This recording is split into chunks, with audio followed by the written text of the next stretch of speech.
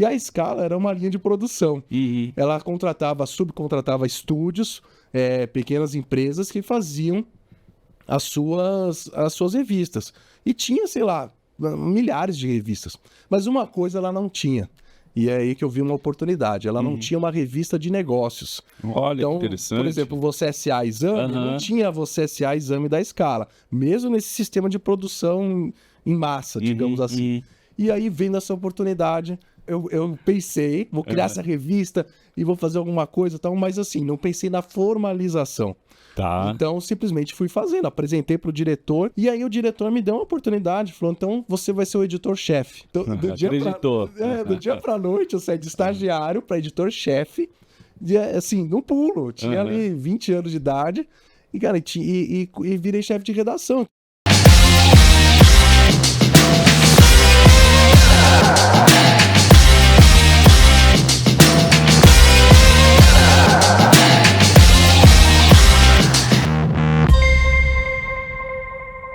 Bem-vindos a mais um episódio do podcast do Tela.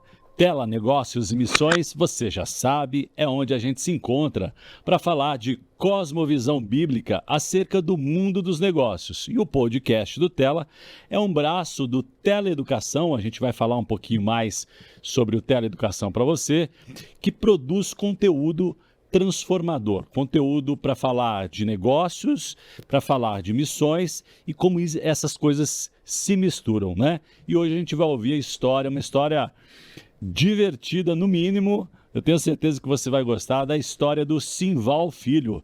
Bem-vindo, Simval. Obrigado, viu, Eduardo? É um prazer estar aqui com vocês. Já sou muito fã seu e do Tela, então eu me sinto em casa. Muito obrigado pelo convite. Muito obrigado, muito obrigado. Bom, deixa eu dar as devidas credenciais aqui do Simval. Então, ele é fundador da editora Lion de Leão de Judá. Né? É uma homenagem mesmo, então, a Jesus aí? Exatamente, isso mesmo. Muito legal. É a única editora evangélica gospel do mundo, é isso? É, única de cultura pop, né? Especializada em cultura pop. Vamos entender um pouquinho mais o que isso, você vai entender o porquê até o final. Já ele conta mais sobre esse diferencial. Mas ele também tem uma curiosidade bem interessante, que ele é roteirista e diretor de cinema de uma produtora chamada Luz e Ação. A gente vai repercutir um pouquinho aqui, vai falar sobre Israel, sobre o mundo muçulmano, para o qual a produtora se volta, né, às produções. E ele também é casado com a Luciana e pai do Daniel. Esqueci alguma coisa, Simval? Não esqueceu nada. É uma alegria, viu? A gente poder partilhar um pouco, né, daquilo que Deus tem feito através da minha vida e de da editora Lion e todos os negócios, as coisas que eu estou participando, pela graça dele, né? Amém, amém. Você que está aí nos ouvindo, certamente você vai ficar fã do Simval. Então, Simval, desde já deixa o seu arroba aí para que o pessoal possa te acompanhar e a editora também. Vamos lá. Primeiro, @Lion Editora. Lion Editora, você vai nos achar nas redes sociais. Depois, @Luz em Ação, Luz em Acão, né? Sem o C cedilha e o acento, Luz em Ação. E também, @Simval_Filho. @Simval_Filho. Se você seguir a Lion Editora e Luz em Ação, já tá tudo bem, mas se me seguir, eu vou gostar também. Tá bom, muito bom.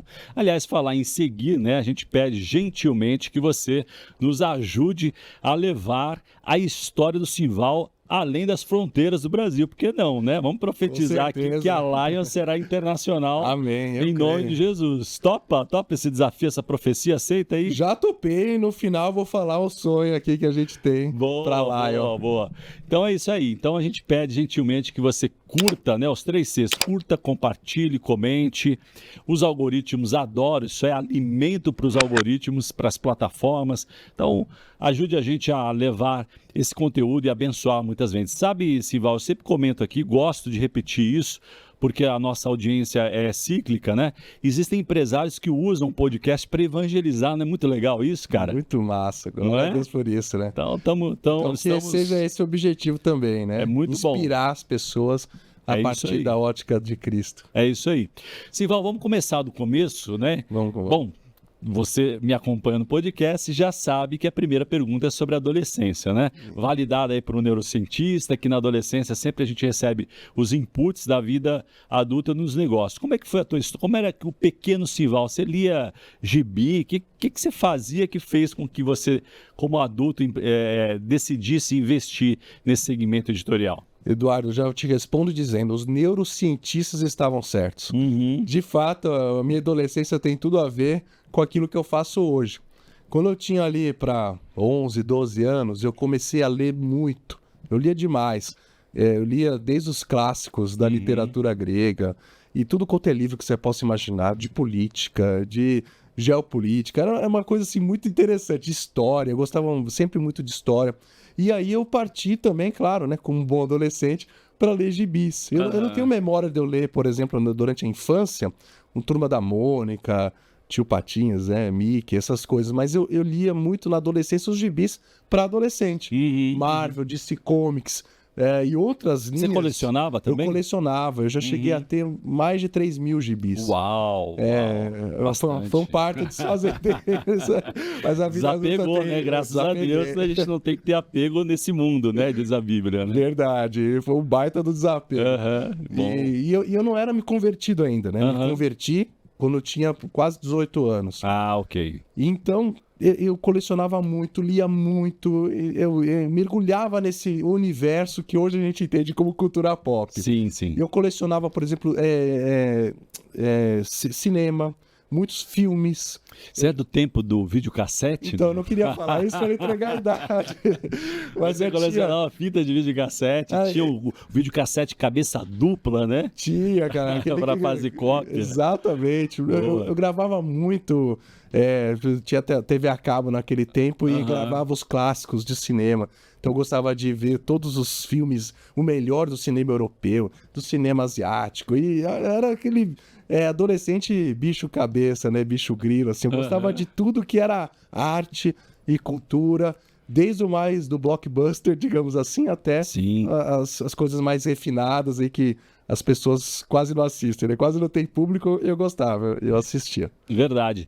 Bom, deixa eu contar uma curiosidade, né? Você é um entrevistado hoje aqui, mas você contando a sua história, eu voltei à minha infância, né? Algumas coisas também que eu fazia. Você sabe que eu lia bastante, eu lia tanto na adolescência, que eu lia desde dicionário. Acredita nisso, rapaz? Acredito. Eu lia dicionário na adolescência. Eu lia dicionário do começo ao fim, quando terminava eu voltava, óbvio que não sequencialmente, né?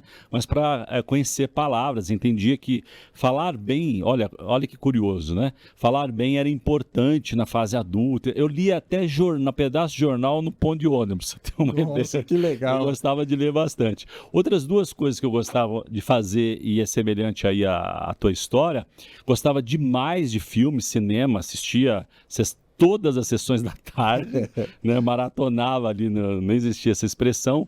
E uma outra coisa que eu fazia também, e hoje, né, quis aí a história, né? Eu ouvia com a minha mãe muita rádio. Você acredita nisso? Eu tinha vontade de ser radialista. Mas será que um dia eu vou ser radialista? Até pouco tempo atrás, falei para minha esposa, falei, será que um dia eu vou ter um programa de rádio? Mas já tem, né? Você já então, tem, desculpe. Você já concretizou esse sonho, né? Muito bom. Inclusive, eu fiz curso de radialismo. Rádio oficina. Tem um DRT lá de locutor. Que legal, que legal. Usei pouco, mas eu tenho. Muito bom, muito bom. Mas vamos aos pequenos começos. O que te fez, então, sair ali de um adolescente, cultura pop, e investir em negócio? Quando é que você começou o negócio? Aí, para isso, eu tenho que contar quase a minha primeira experiência profissional, que foi surreal.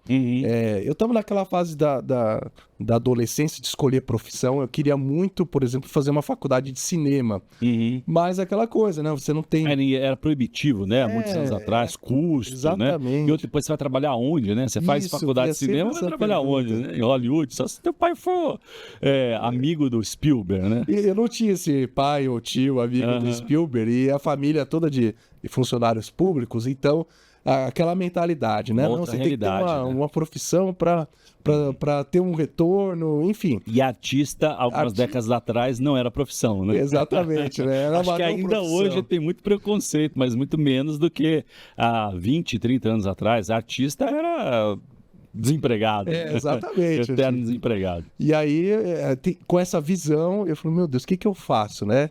E procurando alguma opção, eu me encontrei no jornalismo. Falei, bom, o jornalismo é uma coisa que eu posso usar minha habilidade de escrever e todo esse conhecimento que eu tenho de escrita, e ainda estou ali com o pé no audiovisual. Daqui a pouco acontece alguma coisa, e eu fui nessa. E eu estava na faculdade e eu comecei a trabalhar no meio, né? Fazendo estágio aqui e ali.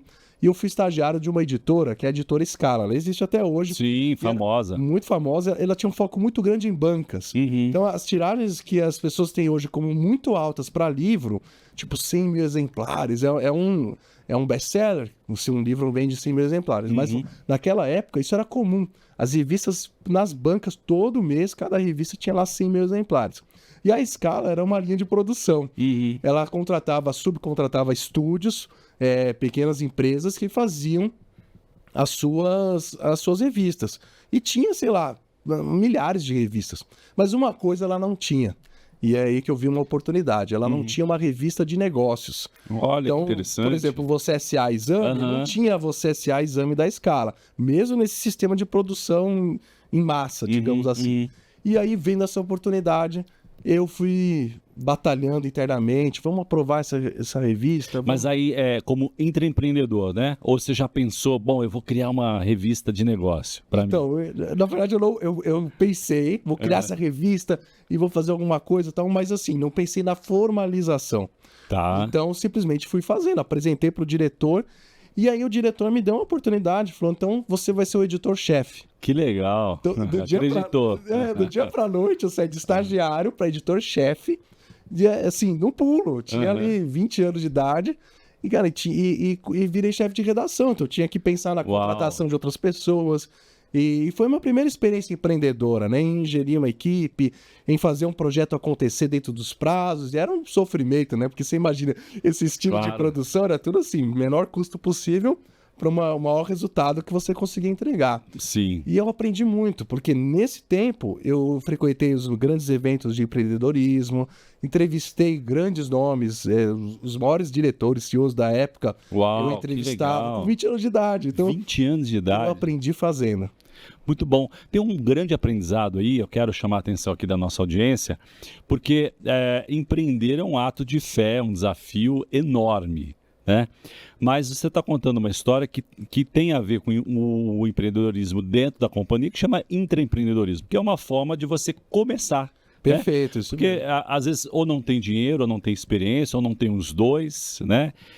Tem o mercado, os conhecimentos de mercado, tantas coisas que a gente deveria considerar como para começar a empreender, mas às vezes basta uma atitude, que é o que você teve, né? Teve uma atitude e abriu ali, como diz o texto bíblico, né? Um caminho onde não tinha caminho. Né? Foi por aí que eu gabaritei. Não tinha o recurso e não tinha a experiência, eu não sabia como fazer e fui empreender. E você tem razão, acho que essa forma, ela te valida. É verdade. Porque quando você vai para o seu negócio, você já tem toda uma bagagem daquilo que você fez, experimentou e deu certo. E não tem o background do CNPJ que paga as contas no final do mês. Essa é a única coisa que você vai descobrir. Essa dor você vai ter que enfrentar. Mas o resto você já enfrentou. Então, talvez... E que é o mais difícil, né? O mais difícil é a gente mudar a mentalidade. A gente ter uma mentalidade empreendedora. Há ali, né, a questão da diferenciação. Existem aí alguns conceitos talvez diversos, mas a grosso modo o empreendedor é o que tem ideia, o empresário é o que faz a coisa ficar de pé. Exatamente. Né? Então, de fato, as pessoas podem e devem, né? A gente sempre recomenda, aliás, a gente está num movimento aqui nacional de transformar a carteira de trabalho em MEI ou CNPJ, né? Então, a graça há um tempo, uma dispensação aí, no tempo muito preciosa e poderosa, como nunca antes, né? Aqui no Tela a gente fala bastante sobre tecnologia. Tecnologia acelera processos e aí a abertura de empresa tem tudo a ver com tecnologia, né? Com o que se pode fazer hoje, falando de IA, a gente vai falar um pouquinho mais para frente como a tecnologia conversa com o teu segmento. Mas tá aí uma boa dica. Se você ainda não sabe, tem ideias, procura o teu gestor, né? De repente é dentro da sua própria companhia que você vai experimentar ser um empreendedor, como aconteceu aqui com o Simval. Exatamente. Bom, e depois dessa experiência, eu fui para o mercado de trabalho, eu trabalhei muitos anos com texto, até por causa dessa experiência, e fui para o mercado editorial. Isso você já era jornalista? Eu já era jornalista. Já tinha concluído a faculdade. Exatamente. Aí, depois, em alguns anos, eu fui diretor executivo da Associação de Editores Cristãos. Passei lá no processo seletivo e estava numa posição que era muito interessante, que era de conectar as editoras da época. Isso já tem uns 12 anos atrás, né? Mais de 12 anos. E conectar os editores. Então, olha só que treinamento que Deus me deu. Eu estava sendo forjado, aprendendo junto dos grandes donos e diretores de editoras. Fazendo um processo de trainee, né? Exatamente, estava aprendendo como fazia. Eu estava vendo os erros, os acertos. Legal. E tendo contato com todo o segmento. Naquela época a gente criou até uma feira de livros, era a Flick, era uma feira literária cristã internacional, nos moldes que tem a Expo Cristã. Ela não existe mais, infelizmente. Acabaram com ela, acabaram depois da minha gestão. Mas ela tem, a associação existe até hoje. E na época a gente fazia as presenças nas bienais do livro, por exemplo, a Bienal do Rio e de São Paulo, a gente fazia grandes espaços congregando as editoras evangélicas. E nesse aprendizado, aí voltou toda aquela veia empreendedora. Eu falei, não... agora é a minha eu tenho que fazer. Eu me senti assim, sabe, cada vez que eu tinha... o tempo ia passando, eu me sentia... Fiquei 5 anos nessa posição. Eu me sentia mais desafiado, incomodado a ter o meu próprio negócio. E não sabia como. Aí vem toda a história de milagres que aconteceram pra gente ter a empresa. Não, mas vamos falar dos milagres. A gente gosta dos milagres. A gente vai falar também do que deu errado daqui a pouco. Sim, né? sim. Mas conta aí, como é que foi esse primeiro milagre para começar a Lion? Então, foi muito interessante que eu estava numa... já pensando, só um paralelo, na época, eu era líder de jovens de uma denominação, da igreja que eu estava na época. Eu era líder de jovens nacional e até internacional, na América do Sul. Então, eu estava com muito afim com o público jovem, entendendo os gostos, sabendo o que o jovem queria, né? Então, eu falei, cara, eu preciso criar... Você já tinha aquele expertise, né? Do olhar do consumidor, do perfil, Exatamente, né? Persona, porque era o meu perfil. Isso, perfeito. E mais que isso, né? Eu via que as editoras, não só no Brasil, mas no resto do mundo, que eu estava em contato também com as editoras internacionais, não tinha esse olhar mais voltado para o adolescente, para o jovem cristão. Era uma lacuna. Então, e até hoje tem essa lacuna. Você tem muitos materiais para crianças, muitos materiais para adulto, de estudo teológico, de vida cristã, mas você tem muito pouca coisa voltada para o adolescente, para o jovem cristão. E vendo essa necessidade, sentindo na pele até ministerialmente, eu comecei a ficar incomodado. Eu falei, será que é isso, Deus? É isso que o Senhor quer de mim? Eu fazer algo voltado para esse público? E em oração e tudo mais, de repente... representando a associação, estava numa feira nos Estados Unidos. Existia uma feira nos moldes da Expo Cristã, mas era mais B2B. E olha que interessante, né? Essa feira, ela acontecia assim, tipo, 2, 3 dias, e tinha um dia, que era o dia tipo de abertura, que ninguém ia, pelo menos os brasileiros não iam.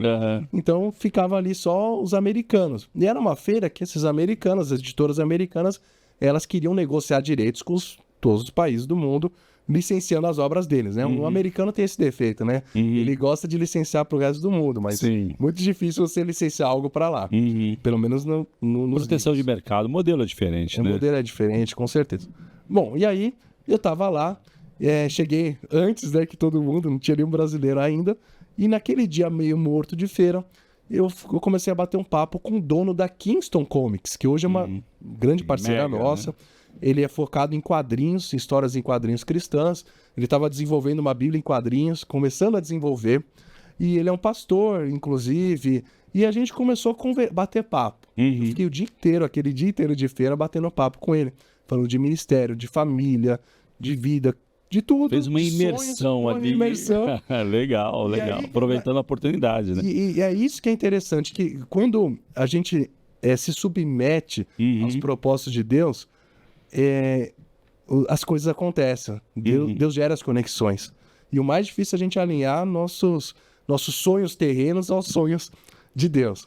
Sim. E foi aquilo que aconteceu. No final daquele dia, sem eu pedir, ele virou para mim e falou, olha, Simval, eu tô vendo o teu coração, tô vendo o teu desejo, a tua vontade ali de... Paixão mesmo, sua paixão, né? Imagino que ali você já estava transbordando de Exatamente. paixão não, por tudo isso. E eu não falei para ele assim, eu tenho uma editora, não tenho. A gente foi só conversando. Falou, eu vou licenciar, eu tô vendo sua paixão e eu vou licenciar toda a minha linha de quadrinhos para você. Pro Brasil. Para você distribuir no Brasil. Uau, que legal. E aí eu fiquei assim, em choque. Assim, em choque. Eu fiquei pensando, não, eu tenho que abrir o CNPJ, tem que fazer isso, tem que fazer aquilo. Eu falei, mais do que isso, eu vou te fazer um preço que eu não faria para ninguém. Uhum. Então, eu posso até falar aqui, já passou o tempo, já expirou esse contrato, a gente renovou outras bases, mas na época, para quem não sabe, né, o editorial tem muito essa linha do 10%. Uhum. O royalty que você paga pro autor, pro licenciamento, geralmente é 10%. Uhum. Ele falou, não vou fazer 10% para você, vou fazer 10 centavos por exemplar. Uau! Muito barato. E olha, isso permitiu a gente ter um fôlego e estruturar a empresa até crescer. No final ele acabou sendo investidor do teu negócio. Verdade, ele foi assim muito parceiro. Que legal. Começou então de um milagre Começou mesmo, de um né? milagre. E ele, inclusive, a gente escreveu assim, sabe, literalmente num papel de guardanapo. Uhum. Isso foi no primeiro dia. Depois, quando a feira começou, várias outras editoras grandes, brasileiras, se interessaram porque não sabiam dele, não conheciam essa editora. Era a primeira vez que ele estava expondo numa feira. Aí. E aí tentaram licenciar e ele honrou a palavra ainda. Porque ele poderia ter simplesmente falado para mim, olha, eu negociei tem um com saco outras, de dinheiro aí, não vai rolar. Uhum. Não, em nada. Ele foi homem de Deus, né? Um homem de Na verdade, Deus, o Espírito Santo usou-o para abençoá-lo, né? Verdade. Certamente. E aí nós nos tornamos parceiros, amigos, até hoje. Então, quando eu vou, a sede da editora lá na Flórida, a cidadezinha lá da Flórida, e quando eu vou lá, a gente passa o dia inteiro juntos. E é uma coisa bem espiritual, porque realmente vocês conhecem reuniões com americanos, 30 minutos, cravado. E às vezes de pé, né? Às vezes de pé. Né? Americano é linha dura. Exatamente, não tem cafezinho, bolachinha, nada, é tudo no... É isso e aquilo, né? Sim, sim, não, não. E foi uma benção, porque a partir dali, eu fiz um engraçado, que eu, tendo conhecimento de como fazer uma boa gestão, planejamento... E todas as etapas de uma empresa, eu comecei a minha no susto, sem fazer nada disso, sem um planejamento estratégico, sem talvez uma pesquisa de mercado informal, né? Tava observando as coisas. Mas isso quer dizer que esse lado empresarial mesmo, você estava zerado, não tinha experiência e nem planejamento. Mas Exatamente. E aí, como é que foi? Deu errado? Não, né? A gente tá contando a história aqui. Não, mas certo. Às vezes para dar certo, dá errado no caminho. Mas né? o começo foi muito sofrido, muito sofrido. Porque a gente, assim, depois eu, claro, tive que correr atrás de um sócio investidor, aí eu fui fazendo a lição de casa. Mesmo assim, o investimento não era suficiente, porque faltou esse planejamento. Então, assim, o que a gente pensava, assim, em alguns poucos anos, a gente já cresce, vai para cima e vamos estar faturando, lucrando. Nós levamos 7 anos para até a numerologia bíblica. Para chegar no ponto de equilíbrio. Para chegar no ponto de equilíbrio. Mas aí entra em ação, né, usando aí a licença poética dos livros, a resiliência, né? Verdade. Porque 7 anos é bastante tempo, né? Tem muita gente que desiste. Aliás, o Sebrae tem um dado de que talvez tenha se atualizado, né? Mas ele diz o seguinte, que era mais ou menos alguma coisa assim, 80% morria até o segundo ano. Segundo ano, isso mesmo. Né? E o restante, que virava 100%, morria até o 5º ano. Aí sobrava 20%, que dava uns 2%, 4%, né? Você sabe que eu olhava para esses números, ficava pensando nisso e falei, Senhor, não faz isso comigo. Me ajuda a superar esse desafio. Essa barreira. E ele te levou, então, a um teste de fé mesmo, porque não foram nem 2, nem 5, foram 7 anos. Ponto de equilíbrio. Verdade. Puxa vida, parabéns pela resiliência. Eu não sei se eu aguentaria. É que, na verdade, o empreendedor, ele parece que, óbvio, né? Tem gente que empreende por necessidade, né? Você foi uma coisa, me parece que nata, né? Eu também, com pouca idade, vendia pipa, suco de limão. Eu sempre fui comerciante, vamos dizer assim, né? Empreendedorismo estava na veia. Mas 7 anos O que foi? Você teve uma visão? O que te fez sustentar, né? Porque, óbvio no final do dia ou no final do mês, né, o número joga contra, o Sebrae ainda fazendo uma pressão psicológica. O que te sustentou? Porque às vezes a gente está falando com alguém que está pensando em desistir. Fala, cara, eu não aguento mais, não consigo zerar as contas, estou no negativo, sempre negativo. Mas eu creio que tem algo de Deus aí como testemunho, de repente, da sua parte, para abençoar e para fortalecer quem está nesse momento e está nos ouvindo. Eu também. Eu acho que assim, o mais importante para a gente empreender é o propósito. Para nós que somos cristãos, a gente tem uma vantagem competitiva que o mundo não tem, né? Que é você ter a direção de Deus, a bênção de Deus, o Espírito Santo te guiando, te fortalecendo nos momentos difíceis, porque virão, né? A gente já é espiritual, mas a gente passa as aflições que vai passar nesse mundo. A economia virou, você vai ter reflexo, você vai ter, né, momentos de baixa, de alta, sazonalidades. Então, nada disso se pode ignorar. Porém, quando o propósito ele é muito claro na nossa vida, e eu posso dizer isso não porque eu fui super-herói, né, usando a analogia aqui da cultura pop, eu não fui super-herói o tempo inteiro. Eu tive muitas dúvidas, muitos medos. Teve vários momentos que eu falei, não, vou desistir. Não dá mais, né? Mais um ano sem ter retorno, só aportando, né? Não dinheiro, mas tempo, trabalho. E cada ano que passava e o ponto não chegava, eu tinha que trabalhar mais. Mas assim, Deus foi dando muita clareza e direção para nós de que o propósito estava correto e que a gente deveria ficar firme. Então a minha esposa foi assim, maravilhosa nisso, porque nos momentos que eu falei, vou jogar a toalha, vou fazer outra coisa, né? Tem capacidade para fazer outra coisa, não é possível. Ela virar e falar, não esquece do propósito. O que Deus falou pra gente fazer é isso. E a gente tem que ser firme no propósito. Porque se foi Ele que falou, a obra vai subsistir, vai resistir. Nós vamos ter momentos bons, mas você precisa resistir no dia mal. E o começo de um empreendimento é o dia mal. Na vida do empreendedor. É interessante o que você está dizendo, né? Você citou a sua esposa, eu acho que esse é um ativo, né? Eu trabalho desde sempre com a minha esposa, a minha sócia, né? Mas muitas vezes o marido não reconhece o valor. A Bíblia já diz que é coluna, né? Que é um pilar ali importante, não só da casa, mas esse tipo de suporte emocional, ele é imprescindível, né? Com então, certeza. Você, esposa, de repente, que está aí, marido, né? Importante essa palavra de afirmação e dar esse suporte, porque se não tiver junto, né? O barco afunda, porque muitas vezes o cônjuge que não está preparado espiritualmente também para essa caminhada, vai reclamar. Talvez falar, você seja o primeiro a reclamar. Larga disso daí, né? Poxa, você só está aí, não ganha dinheiro. Mas que legal, parabéns pela sua esposa, Luciana, né? Então, beijo, Luciana, parabéns aí pela sua força, né? Pela sua sustentação. E obviamente, né, lembrando também da minha esposa, a sua história comprova a tese da minha esposa de que nos negócios, ou talvez na vida toda, né, as respostas vêm de um único lugar: oração. A oração, exatamente. Né? A gente quer ir para aquele lado, se desespera dali, pede conselhos, é bíblico, Provérbios 11, né? 14, na multidão de conselhos da sabedoria, mas no final do dia o que nos fortalece é o tempo a sós com Deus, a oração. Perfeito. E às vezes a gente negligencia isso, né? Verdade. E olha que interessante, né? Você falando assim, e até você falou aquela frase, né? Olha, caminhos se abrem onde não existem. Sim, sim. E é muito interessante que o homem mais sábio do mundo, né, Salomão, ele podia ter pedido tudo para Deus. Ele falou: Senhor, me dá sabedoria para dirigir o negócio, né, o reino que o Senhor me deu. E eu creio que o empreendedor cristão é assim. Se a gente pedir sabedoria ao Senhor, sem te orar, olha, você pode fazer. Eu tenho MBA em gestão de empresas, gosto de fazer cursos, eu estou em todas do Tela, né? Sempre legal. Pode ter muito conteúdo. E é importante você sempre se manter atualizado.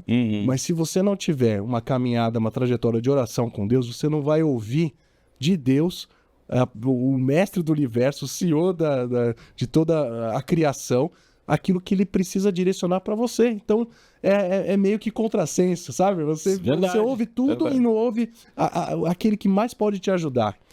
É verdade. Então deixa eu dar um serviço de utilidade pública aqui. Tem uma coisa que eu não posso fazer por você que está nos assistindo, nos ouvindo, que é orar, né?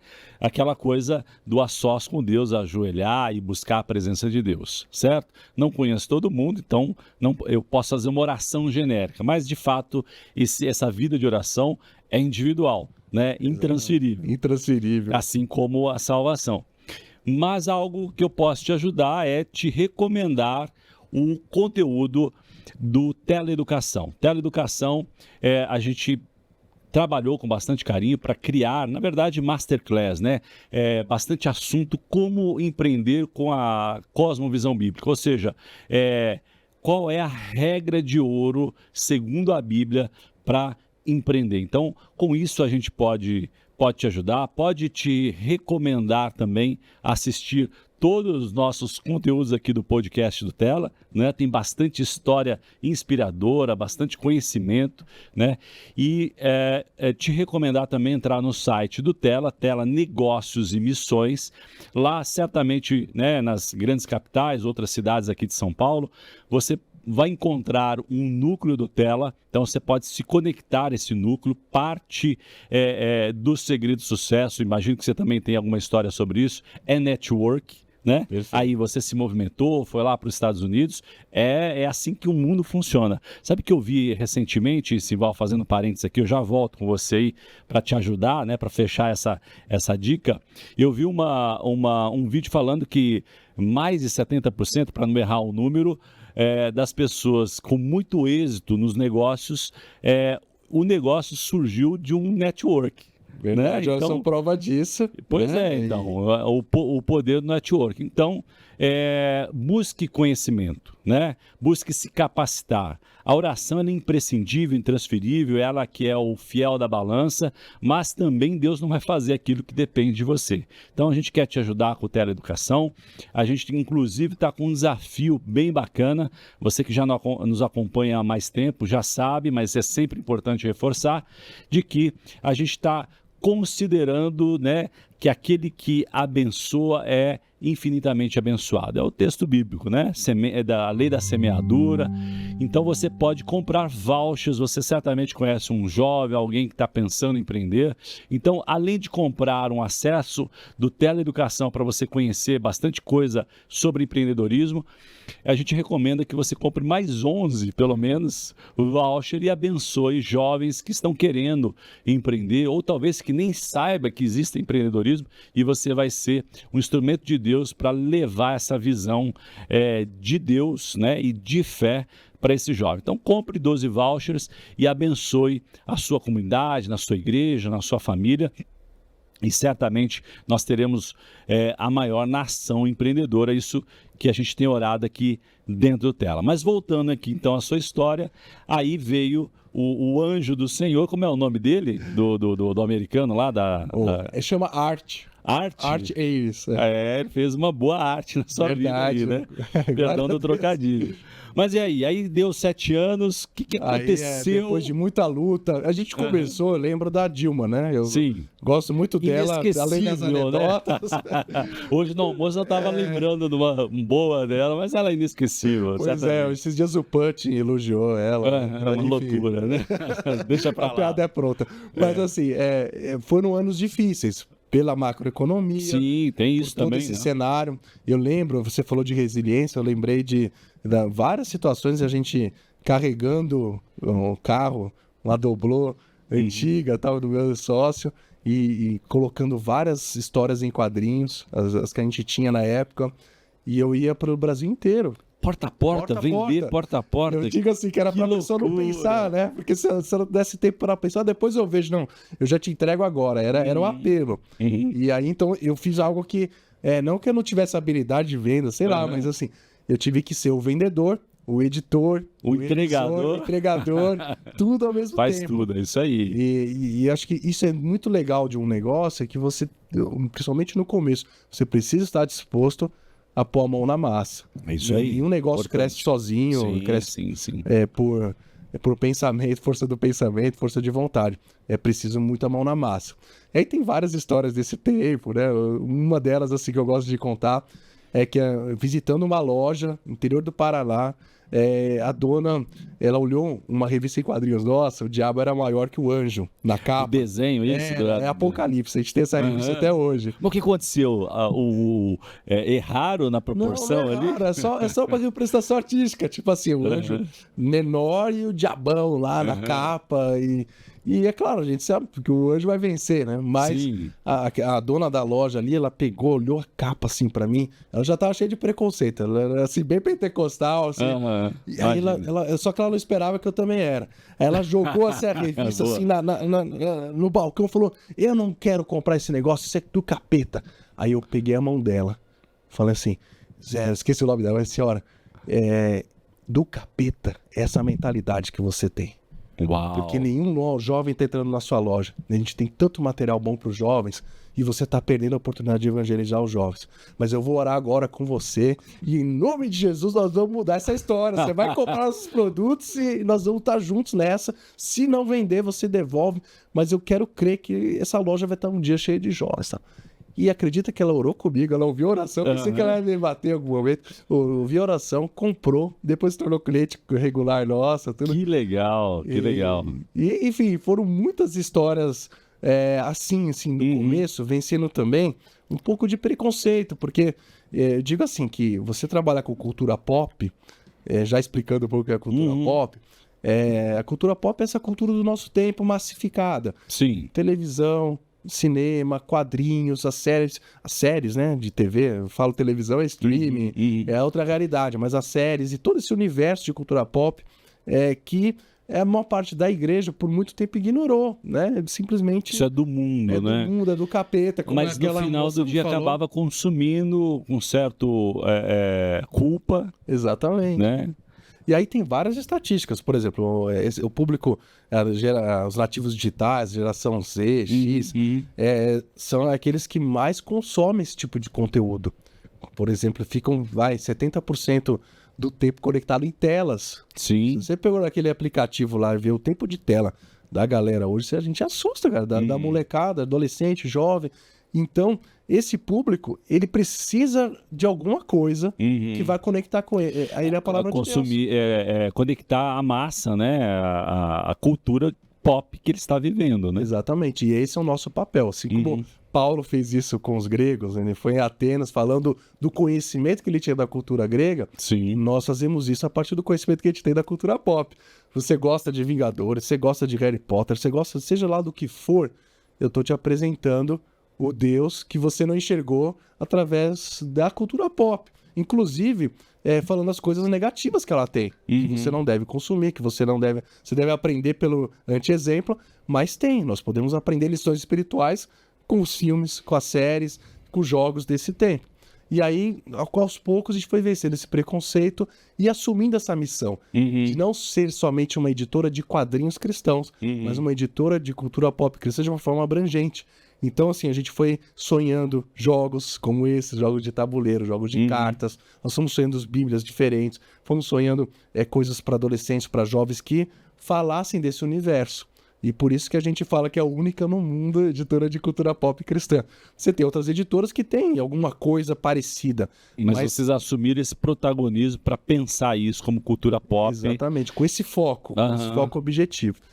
Muito legal, porque no final do dia, né, a gente tem uma missão, né, um mandato cultural de influenciar o tempo em que a gente vive. Né? Então não dá para reclamar que só tem filme que fala... os quadrinhos hoje, né, promove a cultura woke, essa coisa de desconstrução da família, feminismo demoníaco, né? Mas o que tem para consumir? Exatamente. Né? Qual que é a alternativa? Qual que é a alternativa? Tem filme, tem música, né? Tem quadrinhos. Então é importante ter essa consciência de oferecer também para os jovens, né? Para os adolescentes, para as crianças, uma alternativa que tenha a ver com a nossa fé. Perfeito. E eu faço um encorajamento para todo aquele que... Você que talvez é um jovem, que como eu lá atrás, né? Sonhava em fazer... Eu sonhava em fazer roteiros de quadrinhos. Eu nunca imaginei que um dia Deus ia me dar uma editora. Olha que legal. Então, eu digo para você, persista você já estava no seu dom. conectado, provavelmente, com o Espírito Santo ali, Verdade, sem saber. eu sem saber, que eu era antes da minha conversão. E olha que louco isso, Deus usou aquele meu gosto, aquela particularidade de adolescente, que eu nem imaginei que isso seria uma ferramenta um dia para nos colocar nesse caminho.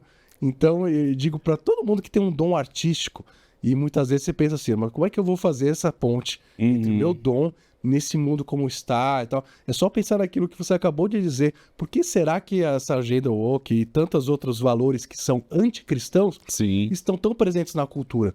Porque falta roteirista cristão, diretor, ator, atriz e todos esses agentes culturais cristãos. Se Hollywood tivesse inundado de cristãos nessas posições, com certeza teríamos outros perfis de produções. Então, esse encorajamento que eu faço é o seguinte aqui, usando a nossa história aqui, é que é possível. Vale a pena. Ainda há tempo. Vale persistir naquilo que Deus coloca nas nossas mãos de dons e talentos, e é possível empreender enquanto agentes culturais, fazer produções. Eu conheço outras, a gente não é a única, que está semeando nessa esfera cultural, mas precisa de mais. E aí eu sei que Deus está sempre levantando pessoas para isso, para essa missão. Muito bom, né? Normalmente, não é uma regra, mas normalmente aquilo que nos atrai pode ser o nosso ministério, pode ser aquilo que a gente pode se envolver, né? Fica mais leve, mais prazeroso, e Deus é um pai bondoso que consegue, né, nos abençoar e abençoar outro através daquilo que ele nos permite. Mas eu pedi para o Mr. H dar a geral para a gente aqui, então hoje está uma mesa multicolorida, muito bonita. Eu queria que você contasse um pouquinho, né? Porque quando a gente fala de editora, primeira coisa que vem na cabeça é livro. Sim, né? sim. Mas você tem uma variedade muito, muito curiosa, e eu acho que, né, boa parte da nossa audiência tem filhos, né, em várias fases, e eu acredito que boa parte do que ele vai mostrar aqui você nunca viu, e você precisa apresentar para os seus filhos aí para exatamente, né, oferecer o conteúdo que a gente estava falando. Perfeito. E tem uma estatística, tá? 30% do nosso público é de marmanjos, tá? É? Dos 40 Uau, que curioso. Então curioso você, marmanjo, empresário, né, tá convidado a conhecer a Lion e os produtos da Lion. Você tem, deixa eu te fazer uma coisa que me chamou a atenção, por exemplo, né? Na minha época, na escola a gente jogava Super Trunfo bastante, né? Você tem uma coisa que é equivalente a isso? Tenho, não tá aqui, mas é o Super Triunfo. Legal. Boa. Ó, pegou o trocadilho aí. A lógica mesmo, a mecânica do jogo. E o triunfo fica perfeito, né, dentro do contexto cristão. Verdade. Né? Então a gente tem hoje, estão chegando assim, só jogos de cartas nesse estilo. Isso aqui é o Perguntas e Respostas Bíblicas. Nós estamos chegando a 15 jogos só nesse estilo. Esse é tipo um show do milhão. Esse é show do milhão bíblico, exatamente. Você tem que acertar as respostas para, no final, quem acertou mais ganha, né? Não, é legal, porque dá para fazer noite de jogos, né, em casa e tal. Exatamente. Não precisa ficar maratonando essas séries aí que só destroem, né, o conceito da família, dos filhos. Aproveita a noite aí em família para jogar. Verdade. Esse aqui, por exemplo, Fate Battle, ele é o primeiro card game colecionável bíblico do Brasil, ou seja, que legal. Ele tem expansões. Você comprou esse deck, cada jogador precisa de um deck. É tipo um RPG, isso? Não, esse é tipo Magic. Tá. Que é um jogo que você fica colecionando as cartas. Então, por exemplo, a gente está lançando uma expansão agora de Gênesis, só de personagens de Gênesis. Que legal. Então você tem cartas de sabedoria, artefatos. Para colecionador mesmo. Para colecionador. Só que cada expansão você consegue jogar com quem não tem expansão, por exemplo. Enfim, então tem toda uma comunidade do Fate Battle, por exemplo. Uau. A gente tá fazendo o lançamento dessa expansão agora. Nós temos mais de 1.000 unidades vendidas. Pré-venda. Da pré-venda da expansão. Que legal. No mercado ainda. Então, quem sabe agora você multiplique vezes 10 aí. Amém. Pouco tá sabendo, vamos pra cima. Ainda tá tempo de comprar na pré-venda. Boa. O Batalha dos Guardiões, por exemplo, é o primeiro RPG cristão do Brasil. Olha aí. Ele é baseado no livro de Apocalipse. Uhum. Então você controla anjos que ajudam os sobreviventes do arrebatamento. Por favor, não vamos discutir teologia. Ele é uma ficção bíblica. Legal. E aí você tem Diversão, né? Você tem que fazer eles sobreviverem. E é interessante que é um jogo colaborativo. Você só vence se todo mundo sobreviver. Eu vou fazer um desafio aqui. Ops. Eu sei que o Lamartine Pozzella, pastor, nos assiste, está convidado, inclusive, está numa agenda futura aí para ele participar. O Lamartine Pozzella é um dos grandes expositores de Apocalipse, né? Você sabe que na pandemia ele fez um podcast, explodiu, verdade, milhares, milhões de audiência. Quem sabe ele vira o garoto propaganda aí. Boa, vou mandar para ele. Manda para ele presente, então... Lamartine, tá aí um desafio para você fazer ser o garoto propaganda. Me chama que eu vou. Já tenho um exemplar gratuito para você. Muito bom, muito bom. Imagino que ele cresceu tanto porque a audiência gosta do tema. Então, se gosta do tema, de repente tem aí um bom instrumento para continuar, né, de uma forma lúdica, desenvolvendo o tema. O que mais a gente tem aí? Eu só para falar do Aprendendo a Bíblia com a Turma da Mônica. Esse aqui é o primeiro jogo de tabuleiro que a gente fez. E foi com a Turma da Mônica, fui curioso. A gente tem devocionais com a Turma da Mônica também. Nós somos a primeira editora evangélica a trabalhar com a Turma da Mônica. Que legal, muito bom. Fizemos com a Brinquedos Estrela. É um brinquedo assim muito bom. É um jogo de tabuleiro que também você tem que aprender, precisa responder conhecimentos bíblicos.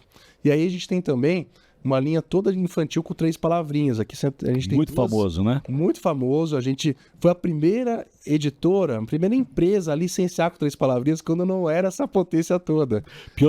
Então a Lion é uma empresa pioneira em vários aspectos. Verdade. A gente enxerga algumas coisas. Boa, visionário, muito bom. E aí a gente começou a fazer bíblias com 3 palavrinhas. Aqui tem duas, uma é bilíngue e outra é para criança menor. A gente tem outros produtos com 3 palavrinhas também, jogos, e tem sido uma explosão porque a gente faz essas bíblias infantis de forma diferente. A gente faz com um conceito de didatismo.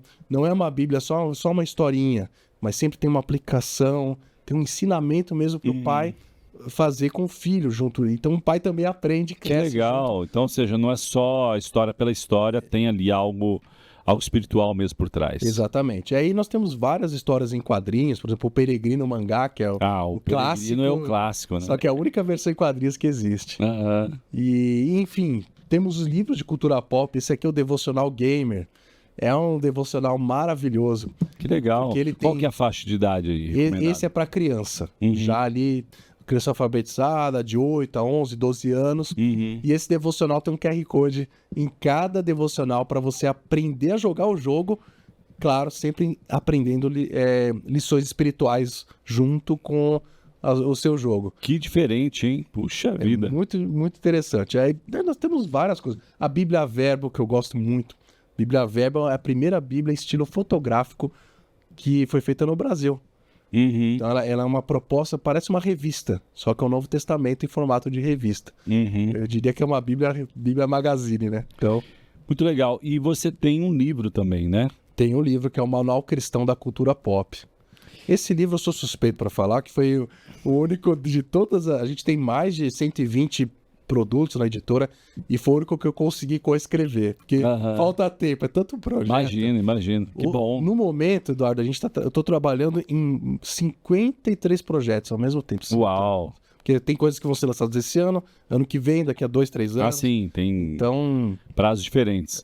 E conta um pouquinho, dá um highlight, sinopse do Cultura Pop. Então, esse o meu coautor é o Richard Guerra, que é um dos autores da editora. E a gente fala aqui sobre justamente esse universo.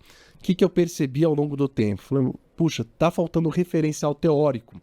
Porque muitos livros que falam de cultura e cristianismo são livros mais teológicos, mais pesados, mais densos, até maiores mesmo. E, assim, o público jovem não vai ler. Não vai ler, de fato. Tipo, Cristo é a cultura, o Cristo é a cultura. Tem muitos livros bons de referência que são citados aqui, mas que não são afins para a linguagem desse público. Então, percebendo isso, a gente falou, não, a gente tem que explicar, a gente tá fazendo cultura pop. Simplificar, talvez. Simplificar e explicar o que é, como que funciona a cultura pop do nosso tempo e o que é ser cristão nessa cultura pop. Então a gente fala aqui de cosmovisão cristã, a gente fala sobre arte, conceito de cultura pop e como a gente consome e produz uma cultura genuinamente cristã e bíblica. Então vale muito a pena ler, é um livro de cabeceira para você que é pai, você que é adolescente, jovem, não importa a faixa etária. Professor. Você então, né, a gente tem bastante pastor que é empresário, tá? Então, de repente, introduzir ou dar de presente aí para os seus professores de adolescentes, porque precisa, normalmente, né, nós tivemos um período onde nós fomos facilitadores na comunidade onde a gente congrega, como líder dos adolescentes. Então, mas também a gente, na fase, tinha filhos adolescentes. Então fica mais fácil, né? Não dá para achar que o adolescente, né, dessa geração que nós estamos convivendo é o mesmo da adolescência nossa, que é completamente diferente. Tem uma questão de conhecimento, tem uma questão de submissão. Então hoje os valores são bem diferentes. Então conhecer como funciona a cultura e a cabeça do adolescente de hoje, acho que esse livro super contribui para os mais velhos, né, poderem entender isso, certo? Com certeza. Simão? Eu sempre me surpreendo, porque eu tenho visto, assim, muito frequentemente tem notícias de seminários que começaram a usar o livro. Olha que interessante. É muito interessante, de professores, né, de adolescentes, líderes de adolescentes. Então vale a pena, recomendo. Não só porque eu escrevi, mas é bom mesmo. Não é? Bom, acho que tá cheirando spoiler aí, né? Porque no final a gente sempre pergunta qual o livro que se recomenda, né? Acho que você já tá queimando. Já queimei o cartucho. Esse cartucho aí. Mas, Simval, vamos falar um pouquinho de um assunto... Tá dentro do universo de influência das artes, né? Mas não é uma editora, é uma produtora de cinema. Como é que você foi parar nisso, rapaz? Eu sei que tá dentro da... Me permita fazer que nem o Superman, já que eu sou da cultura pop. Lógico. A camiseta do Luz e Ação, né? Isso. Mr. H, dá isso pra essa câmera aqui, dá um close, hein, se possível. Pode colocar aquela vinheta do Superman. Assim. Nós somos super crentes, né? Crentes. Nosso superpoder é isso aí. É de outro mundo. Mas conta um pouquinho, como é que surgiu Luz em Ação, essa produtora incrível de cinema. Aliás, um abraço pro John aí, querido. Tá devendo também uma entrevista aqui com a gente. Conta um pouquinho, porque o Luz em Ação tem... conta o que você pode, né? Uhum. Porque o Luz em Ação tem um propósito diferente de outras produtoras. Aliás, você gosta de coisas diferenciadas, pois né? Você então, conta um que é diferente. Conta um pouquinho o que é o Luz em Ação e o que você faz dentro dessa produtora. Bom, para começar, eu tenho um testemunho. Legal. Quando a gente falou de networking, eu conheci o John, que é o diretor da produtora Luz em Ação, no encontro do Tela. Olha aí, o Tela promovendo bons encontros do reino. Legal, que legal. E aí, naquele encontro, inclusive era aqueles pitch de elevador, né? Que você tinha 1 minuto para falar da sua empresa, eu falei da minha, ele falou do Luz em Ação, aí deu match, a gente começou a conversar, orar, e aí eu me integrei ao Luz em Ação. Então hoje eu faço parte ali do Luz em Ação e passei a dirigir e a roteirizar junto com ele um documentário que chama Pacto Invisível. Esse documentário é um documentário que fala das relações de algumas organizações, né, terroristas ali, né, o Hezbollah, e as suas conexões no mundo inteiro, a partir principalmente na América Latina, o Brasil, né, pouca gente sabe, mas na verdade o Hezbollah, infelizmente, ele faz parte, hoje ele tem células na América Latina inteira. Uau, não sabia disso, não. Muito fortemente na Venezuela, na Bolívia, no Peru, na Argentina também, no Brasil. Inclusive, esse ano foi presa uma pessoa que fazia parte do... Na América Latina? No Brasil. Está preso. Foi preso pela Polícia Federal esse ano. Por envolvimento com o Hezbollah. Havia um plano de fazer alguma maldade contra sinagogas no Brasil. Olha aí. E, enfim, até hoje não revelaram detalhes desse plano, mas a pessoa continua presa até hoje. Então, essa teia de relações, ela é contada a partir da ótica de uma pessoa que foi do Hezbollah, que foi das Farc e se converteu ao evangelho. Que legal. Então é uma ficção, naturalmente, mas inspirada em fatos reais, é isso? Não, é um documentário. Ah, um documentário mesmo. Então, puxa, que interessante. E parece ficção, porque ele foi um homem bom que veio parar na selva das Farc, fez parte das Farc, foi parar no crime organizado brasileiro e se converteu. Então, que legal, ele é um personagem principal desse documentário para a gente desvendar essas relações. Mas o que é uma... E o documentário ainda está sendo gravado, tá? Tem nome já? Pacto Invisível. Pacto Invisível, ok. Verdade. E porque qual que é a ideia nossa? Aí já falando mais o Luz em Ação. O Luz em Ação é uma produtora audiovisual voltada para os povos não alcançados. Então, ou seja, mais de 40% da população mundial se enquadra nesses povos não alcançados. Esse critério depende da sua classificação, mas principalmente são países em que a presença da igreja ela é tão pequena que ela não subsiste se não for, por exemplo, com o apoio de alguma organização missionária estrangeira. Então, a igreja naquele país não subsiste. E, além disso, o percentual da população que é cristã é mínimo, assim, geralmente é abaixo de 1%. Então, esses países são povos não alcançados. E hoje, mais de 40% da população mundial está enquadrada nesse critério. E, principalmente, onde estão esses países em massa ali? São países de religião muçulmana. Então, muitos países do Oriente Médio, da Ásia, do Norte da África, são países que você tem esse enquadramento. São países que têm uma dificuldade muito grande, você tem uma dificuldade muito grande da igreja entrar, e quem dirá de você ter algum tipo de evangelização. E aí a arte e o cinema entra com alguma facilidade, né? Com certeza. Mas é muito poderoso, transformador, né? E a gente pensa, quando a gente fala de cosmovisão, a gente aprende que uma das primeiras estratégias de você mudar a cultura de um povo ou mudar a visão de um povo é justamente através da cultura e da arte. Sim. Você prestar atenção, as coisas primeiro mudam na arte, porque aí a arte normaliza uma prática, que depois ela vira estudo científico, estudo das universidades, depois ela se torna uma lei, e aí ela normalizada, ela é aceita pela sociedade. Então, por isso que é muito importante os cristãos da arte, ainda mais nesse contexto. E o Luz em Ação veio para preencher essa lacuna, porque ele fala ao coração desse povo. Então, as nossas produções são produções cristãs, mas não são feitas como, por exemplo, os filmes que estão cristãos que são feitos para o grande público.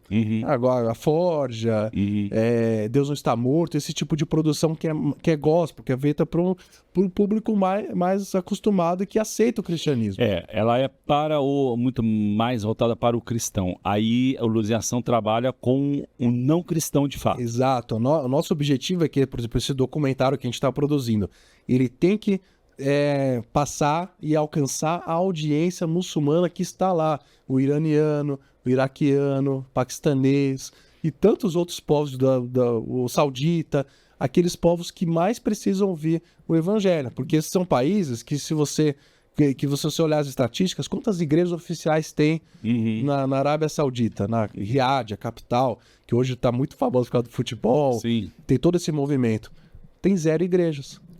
Não tem nenhuma igreja oficial. Então, você conseguir ter um produto cultural cristão que vai desconstruir a lógica que eles vivem naquela sociedade, naquele povo, falando do evangelho, é muito poderoso.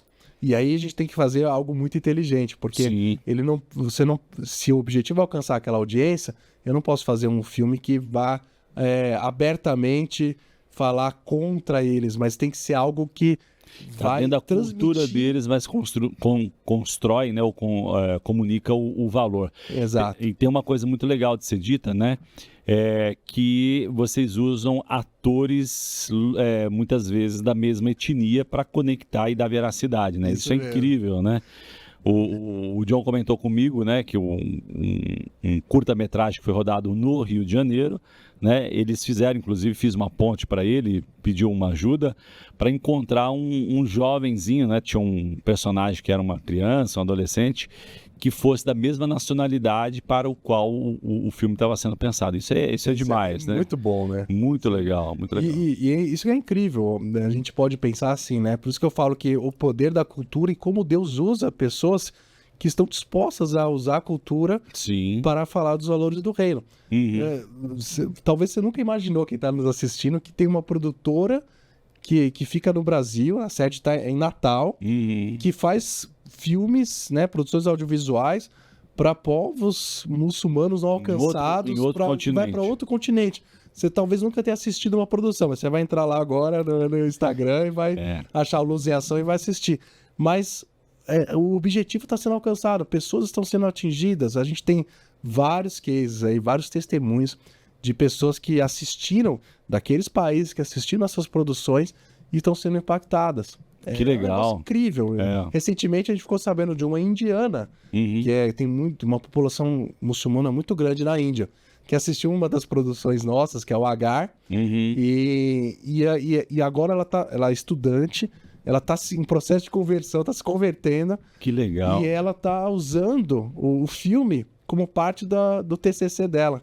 Que bacana. Olha que legal. Muito poderoso isso, né? Então, você que está nos ouvindo e assistindo, tem uma série, da qual inclusive ficou bastante famoso, talvez para você faça mais sentido, porque como o Simval disse, né, as produções ou o conteúdo é para o povo na sua maioria muçulmana, então talvez para você não seja atraente, né? Não fala da sua cultura, mas tem a série Tetelestai, né? Que inclusive ganhou prêmio, uma repercussão internacional, padrão.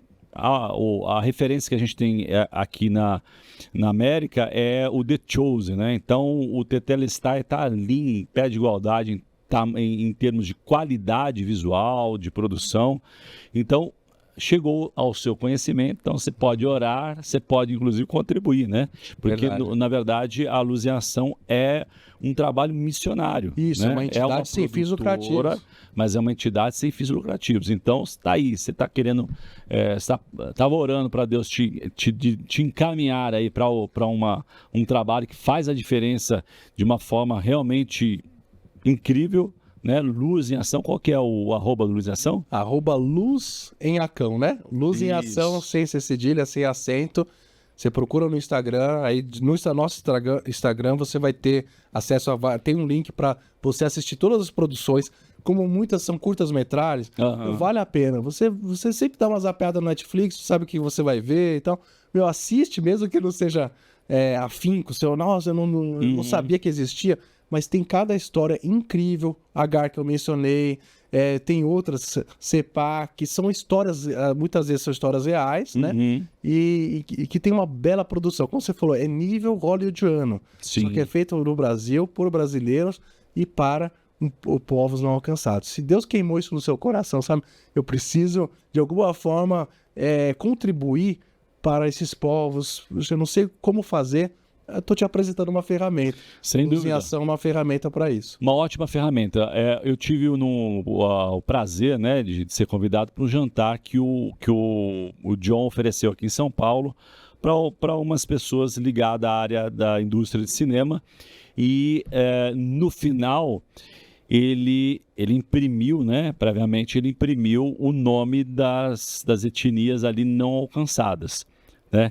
E aí ele, sabiamente, para criar um impacto dramático ali, você já viu isso, não? Já vi, aquela lista gigantesca. Uma lista, gente, é enorme. Então, a gente estava numa área privada de um restaurante e ele começou a desenrolar a lista e ele ocupou todos os espaços do chão e não deu para terminar ainda, tinha nome para ser desenrolado.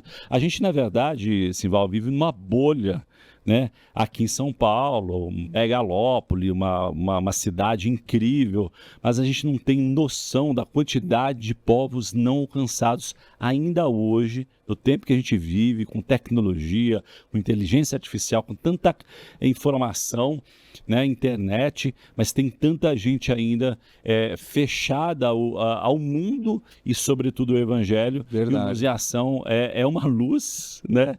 Literalmente na escuridão, nas trevas de muitos povos. Então você está super, mais do que convidado, né? Desafiado mesmo a conhecer o trabalho. É incrível, poderoso mesmo, né?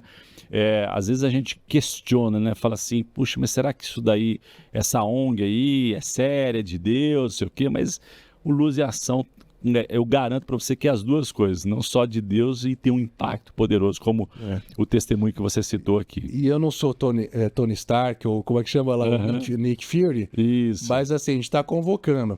Nosso sonho é ter uma sede do Luz em Ação também em São Paulo. Olha aí, que legal. Então, Você que está sonhando com isso, vamos somar forças. Então, o empresário está aí também uma oportunidade de você investir em algo que está produzindo muito resultado. Eu vou puxar aqui a sua veia jornalística, fazer uma provocação aqui. Fez faculdade de jornalismo, tem uma veia jornalística, né? Como é que você vê esse momento em que a gente está vivendo, né? Muitos falam que a guerra ali que está acontecendo em Israel pode provocar, né, à medida que os Estados Unidos se envolver com o Irã, pode criar uma terceira guerra mundial, mas tem aí, né, uma cruzada assumida de Israel contra o terrorismo, Hezbollah, Hamas. Como você enxerga isso? Porque para nós, de novo, né, a gente vive numa bolha, né, e para nós é uma notícia do jornal, e muitos nem lê jornal, é uma notícia do TikTok, é um Reels do Instagram, mas é algo muito sério mesmo, né? Sim, a gente vê só a manchete, né, mas ele não tem a dimensão, né? de como é que você enxerga isso do ponto de vista aí, espiritual e, enfim... Bom, qual que é a sua visão sobre isso que está acontecendo agora? Do ponto de vista espiritual, a gente está se aproximando, no mínimo, se aproximando do fim. Né? A gente sabe que Israel vai desempenhar um papel no fim dos tempos. A gente só não sabe como exatamente esse papel vai se desenrolar, né, na prática, mas nós temos essa consciência. E tanto que Israel é aquela ilha no Oriente Médio, que é a única democracia, é o único país que não é muçulmano. Então tem toda uma questão de disputa territorial ali que não vai, eu creio que não vai se resolver aí, já falando de uma forma geopolítica, e não vai se resolver no desenrolar dessa guerra. O Oriente Médio está em ebulição. Muita coisa vai mudar. Daqui a 5 anos a gente vai ter uma outra conversa sobre Israel e sobre o Oriente Médio. Mas Israel está lutando várias guerras ao mesmo tempo. Está lutando contra o Iêmen, os separatistas no Iêmen, está lutando contra o Hezbollah, está lutando contra o Hamas, está lutando contra o Irã. E então o Israel está sobrecarregado. Ao mesmo tempo tem as eleições americanas. Uau! Que isso pode definir muito o futuro. O apoio ou não apoio, né? Eu creio que os Estados Unidos vai apoiar, seja o Trump ou a Kamala, eles vão apoiar e vão continuar apoiando Israel. Mas se o Trump ele for eleito, tem uma diferença muito grande. O Trump ele tem um entendimento, a gente pode falar que ele é convertido, mas ele tem um entendimento do papel de Israel escatológico, vamos dizer assim. O que significa? Ele já deu várias declarações nesse sentido. Que se ele for eleito, ele vai armar muito Israel. Ele tem outro lado da moeda também. O sofrimento do povo libanês agora, por conta do Hezbollah, e a ofensiva de Israel. O sofrimento do palestino. Os iranianos, o Irã, que é o grande fiel da balança, ele está com a economia estrangulada, com um moderado no poder. Os outros países árabes, né? O Catar, Arábia Saudita, Emirados Árabes, já estavam, por causa dos Estados Unidos, já estavam alinhados para o reconhecimento e uma certa aliança com Israel, quando explodiu o atentado terrorista do Hamas ali, faixa de Gaza. Faixa de Gaza. Então assim, havia todo um alinhamento que foi, pelo menos, pausado. Tem a economia do Irã, que não vai aguentar, a economia de Israel, que não aguenta ficar lutando eternamente ou por muito tempo, todas essas frentes de batalha. Então, o resultado, eu diria que é meio imprevisível. A única coisa que é previsível os Estados Unidos, ele vai continuar apoiando Israel. Israel vai continuar existindo e vai continuar resistindo como tem feito há mais de 5.000 anos. Quase toda a sua história. Né? Quase toda a sua história. E nós vamos ter mudanças geopolíticas muito fortes no Oriente Médio, que é muito provável que o Irã vai mudar o regime em algum momento. Muito provável que o Irã não vai aguentar prosseguir dessa mesma maneira. E ao mesmo tempo, é muito provável que nós vamos ter um tipo de paz temporária ao final desses conflitos entre Israel e os países árabes. E aí entra numa linha escatológica. O que vai acontecer? Como vai acontecer? Só Deus Aguarde cenas dos próximos capítulos, né? Mas está em ebulição. O Oriente Médio nunca mais vai ser o mesmo. E Israel está num momento em que... Netanyahu falou isso. Nós estamos definindo agora o destino de Israel. O destino de Israel como nunca antes, né? Porque, inclusive, tem um fato novo, um viés novo, que é a tecnologia na guerra agora, né? Exatamente. Inclusive, essa semana teve a história do ataque por drone que viajou uma distância, viu isso? Não? Viajou uma distância absurda e com nível de precisão da janela da onde supostamente eles, né, inteligência deve ter tirado ele a tempo, mas eu fiquei impressionado quando eu vi, né, um drone viajou a uma distância tão grande sem ser percebido e ele conseguir se posicionar na frente da janela do quarto. Exatamente. Do Netanyahu. Isso, uma loucura. Na verdade era a casa de veraneio. Sim, casa de veraneio, né? Ele não estava, mas olha só que você tem razão, que precisão. Mas era para ele estar lá, né? E pouca gente se lembra, no conflito da Rússia e da Ucrânia, que os ucranianos lançaram drones no Kremlin. Sim, verdade, olha verdade. Que loucura. Então a gente está chegando também no nível, e tem, além do Oriente Médio, tem toda essa geopolítica mundial, a tal da nova ordem mundial, que o Putin, a China e o Irã está envolvido, e tem vários atores envolvidos. Então a gente não sabe as consequências disso. Mas uma coisa é certa, o mundo está se armando. Sim. Nós vamos ter novos uma guerra nova, né? De novo com a tecnologia, né? E esse é o lado ruim, vamos dizer assim, da tecnologia. Vamos falar do lado bom da tecnologia? Vamos falar de coisa boa? Vamos falar de coisa boa? Mas é importante, né? Falar sobre Israel, entender minimamente. Minha esposa chamava atenção. Precisamos entender aí, você precisa entender. Eu fiz um fusquinha ali, uma contrariedade, mas de fato a história de Israel tem a ver com a história do mundo, né? Do cristianismo, da forma com que a gente vive hoje, enxerga. A gente pode estar vivendo, né? Certamente eu falo bastante aqui sobre inteligência artificial, né, que a gente está vivendo uma confluência da tecnologia, né? Mas essa história de Israel também pode ser uma confluência aí de um novo mundo que está se desenhando. Verdade. Né? Curiosamente, né, boa parte da riqueza de Israel é baseada em tecnologia. Verdade. É um país que não tem recurso nacional nenhum. Startup Nation, né? Exatamente. Muita tecnologia vem de lá, né? Vamos falar de tecnologia boa, né? O que a tecnologia tem a ver? Porque, a grosso modo, ou quem passa rápido, né, pode pensar, livro é físico, né? Isso. Como é que a tecnologia é uma ameaça ou é algo positivo para o teu negócio? Engraçado, eu não diria que é uma ameaça, porque muita gente pensou isso. Quando surgiram os e-books, a semelhança da indústria da música. Sempre vai ter os apocalípticos, né? Não vai acabar tudo, o livro físico acabou.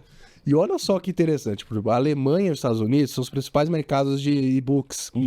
E a estatística diz que ao mesmo tempo que o e-book surgiu, cresceu e tem a sua percentual de mercado lá, os livros físicos também cresceram. Olha aí, criou-se um novo mercado, ou expandiu o mercado, talvez. Exatamente. Então, ajudou na expansão do interesse. Ajudou, porque a leitura que a gente faz é o seguinte, que muito do público digital, hoje, são as crianças, principalmente nesses países desenvolvidos, de adolescentes que tiveram contato com o livro digital na escola. Então, uma boa parte do público é esse público. Claro, tem o público que lê muito livro, que com certeza quem lê muito livro físico é um leitor, candidato a leitor contumaz do digital. Então ele está nessa estatística dos leitores digitais. Mas uma boa parte da população, tirando os países desenvolvidos, não tem um hábito de leitura do digital. Então é um desafio que nosso país ainda vai enfrentar. Porque o Brasil, infelizmente, é um país que tem um índice de leitura muito baixo. Então a estatística diz que em torno de 3, 4 livros por ano, e olhe lá. Então é muito pouco. Bora mudar essa estatística, pelo menos no nicho evangélico. E que tipo de produto que você tem que conversa com a tecnologia? Então, a gente tem alguns livros, tem, por exemplo, um devocional de 3 palavrinhas, que você tem um QR Code e você interage com as músicas. A gente tem um jogo de 3 palavrinhas que também faz a mesma coisa. Que legal. Que é tipo um qual é a música, aí você tem que acertar a música e você interage com a música. Esse Devocional Gamer, por exemplo, você comentou, ele tem um QR Code que você consegue jogar junto com o autor do jogo, do livro, aliás. Então, assim, a gente tem algumas coisas nesse sentido. Esse aqui que é o 40 Devocionais Desenhando a Bíblia com seus filhos. É uma artista plástica cristã que faz, a Flávia Norte, e ela ensina você a desenhar junto com os filhos. Olha muito que legal. legal. E aí curso de mistura desenho. ali a tecnologia, porque hoje dá para desenhar no tablet, enfim, né? Exato. Só que assim, a gente tá eu diria assim, nós, a Lion, nós estamos no começo. Mais uma vez, pioneirismo. Mais uma vez, pioneirismo. A gente tá fazendo... o copo meio cheio aí. Exatamente, mais que a média. Mas eu imagino, assim, ainda mais nós que lidamos com o público geek cristão. Sim. Eu imagino um nível de interatividade no futuro muito grande. O que se pensou quando o livro digital nasceu? Bom, no futuro nós vamos ter realidade aumentada, nós vamos ter vários recursos e tal. Só que esses recursos todos ainda são caros.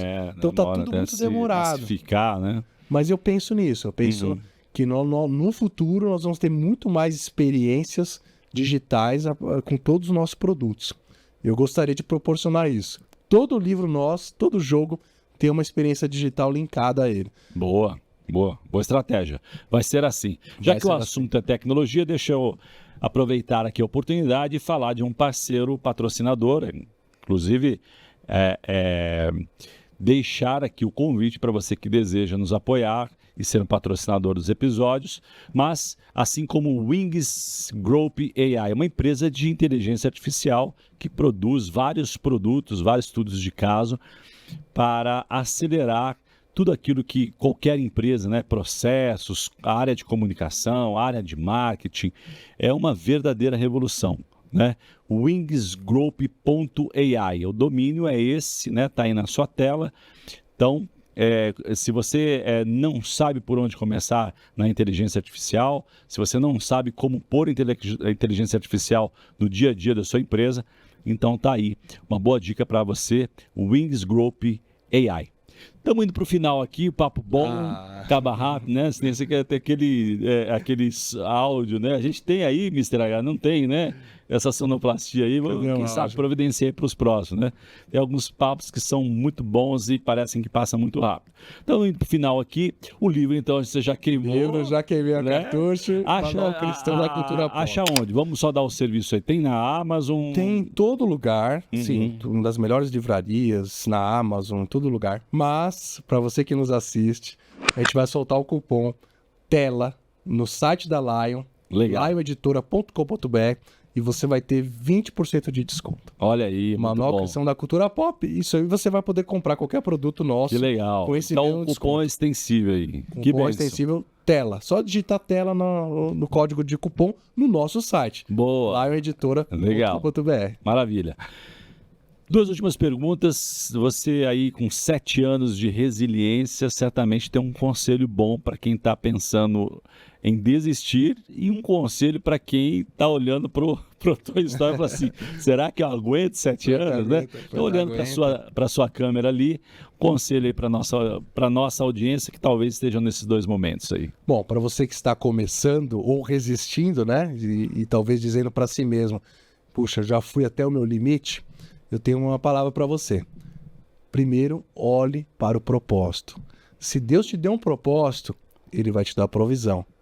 Se Deus te deu um propósito, Ele vai te dar um caminho. Se você ainda precisa ajustar coisas na sua empresa, faça sua lição de casa também, né? De ajustar o seu planejamento, a sua gestão interna, a sua equipe, os seus processos, os seus produtos. Mas, acima de tudo, confie no propósito daquele que te chamou. Porque eu creio, e a nossa história, ela é um testemunho vivo de que com o propósito, com o teu coração no propósito de Deus para o seu negócio, você vai muito além daquilo que você sonhou e imaginou. Eu sempre digo isso, eu sou pastor também, né, na igreja, a gente falou disso, de empresários. E eu sempre falo para os empresários da igreja, você não é um empresário, ninguém nasceu empresário. Você é um missionário disfarçado de empresário. A tua empresa é o teu campo missionário. Boa. Se você começar a enxergar aí por essa ótica, com certeza o teu negócio vai sofrer uma revolução. Porque você vai colocar Deus como, não como teu sócio, mas como o dono do negócio. E você vai enxergar na ótica de Deus o que eu posso mudar, o que eu posso melhorar, o que eu posso fazer, e como que eu posso servir a sociedade, o reino de Deus, através do meu negócio. aí a coisa vai fluir. Eu tenho certeza e a gente é testemunho disso. Pode demorar um pouquinho. Pode demorar um pouco. Mas vai fluir. Cada negócio tem um tempo de maturação, mas vai fluir. Muito bom. Simval Filho, última pergunta. Simval Filho, o resiliente, né? Resiliente. Talvez você escreva um livro aí com seu testemunho, né? Fica aí, hashtag fica a dica. Sonho grande. Qual que é o sonho grande hoje do Simval Filho? Bom, eu penso o seguinte, que o nosso propósito, falando de propósito meu, é atuar na esfera cultural, mostrando e demonstrando o reino de Deus. E aí, o meu sonho é ser, desculpe se alguém vai achar muito, mas é ser a Marvel cristã brasileira. Amém. Eu quero ir longe, eu quero que seja um estúdio, eu quero que seja uma potência cinematográfica, de quadrinhos, de livros, de jogos e tudo mais. Então o sonho é esse. Como vai chegar, não sei. Só sei que a gente já está mais perto hoje do que estava quando começou. A boa notícia é que público tem, né? E história com Deus você também tem. Então já está no caminho. Isso aí já está no caminho para o sucesso. Amém. Por que, Simval? Sucesso é muito mais do que lucro financeiro. É sobre isso. É sobre impactar vidas e glorificar a Deus. Obrigado pela sua audiência. O que você está fazendo por vocação? Você precisa entender qual a sua vocação. Indo ou ficando, vá para aquilo que Deus quer que seja feito. Você não vai ficar rico porque teve uma boa ideia simplesmente. Você vai ficar rico porque tem um propósito. Minorias, é o que eu chamaria de mercados étnicos. Agronegócio, água, tecnologia, globalização. Eu sugeriria a área da sustentabilidade. Por que as empresas têm investido tanto em sustentabilidade? Será que não é para a fidelização dos consumidores? O que tem se desenvolvido mais rapidamente, categorias como moda, como saúde e beleza, como casa e decoração. E, finalmente, a área de energia. Nós estamos diante de um cenário em que a gente tem as mudanças culturais e tecnológicas muito importantes. Essa mudança de cenário tem desafiado a igreja a ter conhecimentos específicos e saber utilizar essas ferramentas para a glória de Deus. O Tela Masterclass é, para mim, exemplar nesse sentido.